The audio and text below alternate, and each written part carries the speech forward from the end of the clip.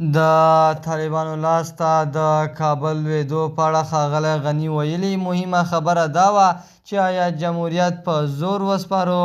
په سلامونه مو هرکلی کوم د AFG نیوز چینل درنو لیدونکو سلام ستړي مشئ وخت مو په خیر پام راګرځوم د دې ساعت تازه او مهم خبر ته او په سر کې یادونه کوم ملګرو که مو چینل نه وي سبسکرایب کړی د تازه او مهمو خبرونو لپاره در سره AFG نیوز چینل په درنښت سره سبسکرایب کړئ.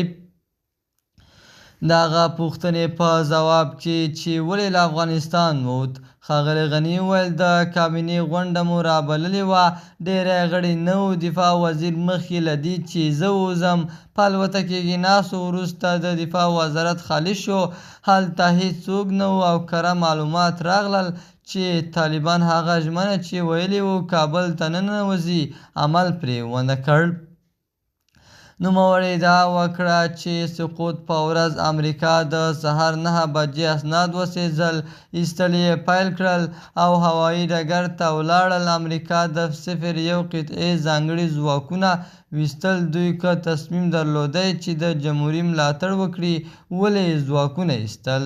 ښاغلي غني دا څرګندونې داسې مهال وکړې چې د افغانستان پر بیا رغونه د امریکا د څار اداره سیګار وای د تېر کال اګست کې د پخواني ولسمشر غني له وتلو سره پر هغه د پیسو د لیږدو اړوند تورونو ځینې پوښتنو ورته ځواب شوې.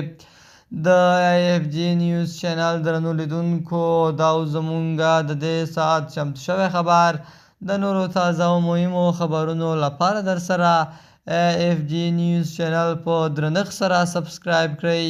تر بیا ښې چارې د الله په امان.